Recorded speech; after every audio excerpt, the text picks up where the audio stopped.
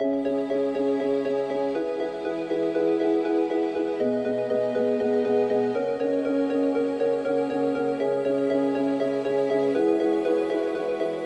great challenge for organizations when it comes to building effective teams is that the word and concept of team and teamwork can easily be understood primarily as a virtue, some sort of quality that somehow inspires a group of people to work better together. It is easy to confuse a group of friends or a staff that gets along fairly well as a team. But while those characteristics are important, we need to understand teams in a more precise manner, because calling your group a team just by this perspective is really just cheerleading. And so the first thing we must say about building an effective team is that the leadership must recognize that to transform a group into a team, the people in the group must commit themselves to 3 specific disciplines: a common commitment, a performative challenge, and an attitude of positive interdependence. The first and most important characteristic of a team is a crystal clear understanding of the mission, vision, and values of the organization, the why, what, and how of your work. And so, obviously, it is imperative that each member of the team understands and is committed to the common understanding of that identity. This should be of no surprise, nor is there any complicated principle here. How to ensure this is the case is the work of the leader and is covered in the first 2 sections of Good Leadership and Healthy Cultures. The good news is if you've done that work, then you've done much of what is needed to foster effective teams. However, there are 2 additional tools that you can use to assess and even promote this common commitment to strengthen and maximize the effectiveness of your team. The first is to do a comparative assessment. The second is to do a collective assessment. The comparative assessment is quite simple. Ask each team member to write down very simply what they understand the mission, vision, and values of the organization to be. Now, depending upon how well you have communicated this language, they may simply re-articulate the verbiage that you have developed in your documents or articles of incorporation. And so you'll need a follow-up question, which is just as important, which is to ask them to briefly explain what those terms mean to them. You could even ask them to give some prime examples of how the mission, vision, and values were exemplified in the organization. Make sure you let your people know this is not a performance evaluation and that their responses are not at all tied to any compensation or review of their employment. You may even want to make this anonymous, depending upon your situation. Once you have collected their responses, simply compare them across the board to see what kind of alignment you have in your team. This exercise may be quite illuminating for you as a leader in 2 main ways. First, you may see in this assessment the very language you have been using while you've been communicating about your organizations. Congratulations, you're getting through. You'll be encouraged to know that there's a common understanding and you have a highly engaged team. You'll also come to understand the effectiveness of your communication, and you can use that knowledge to capitalize on that skill. However, you may also notice what is missing or where there's misalignment. Congratulations, you're understanding better the truth of the status of your team. And knowing where there are gaps is also very valuable information. This insight should then lead you to either reinforcing what is working well or directly addressing and fixing the messaging gap using the disciplines we've discussed in previous lessons. The goal, of course, is to get your team to have a commitment to a common understanding of the mission, vision, and values.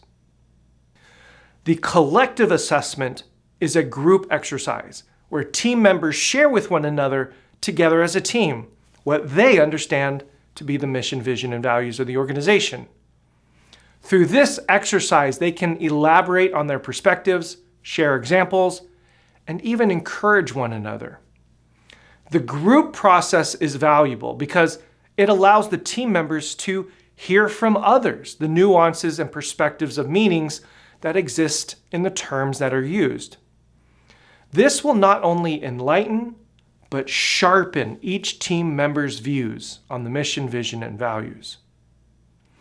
Now, the two most important results of doing this kind of collective assessment is that team members get to A, form a team bond by sharing and listening to each other's perspectives, views, and even personal reflections on the core identity of the organization.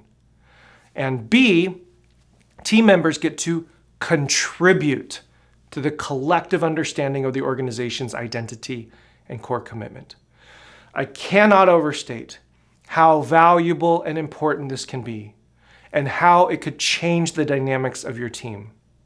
When people know one another and feel known, and when they get to contribute to the thing that bonds the team together, a person's dedication and devotion grows exponentially. Commitment results when a person feels connected, and a collective assessment is a way to generate that connection to the team members and the team identity, enhancing and empowering your team to be even more effective. Now, there's one cautionary note here. Just like you might find gaps in the comparative assessment, you may find misalignment in the collective assessment as well. If the collective discussion is devolving away from the mission, vision, and values and shifts more to opinions and criticisms, stop the meeting. You've got more foundational work to do, and the collaborative assessment is not the way to do it. Once a team has a shared understanding and commitment to the core identity of the organization, the next characteristic is to focus on a performative challenge that the team needs to face. A performative challenge is an objective that the team must reach together by utilizing both individual and collective skills and wisdom. It is important to note this is not a team building exercise, where most frequently the activities focus on esoteric and obscure feelings of getting along. Again, the work of effective teams is not cheerleading. Rather, this objective and challenge must be performative, some sort of action that results in some material or tangible outcome, and of course, it must be commensurate with your mission and vision.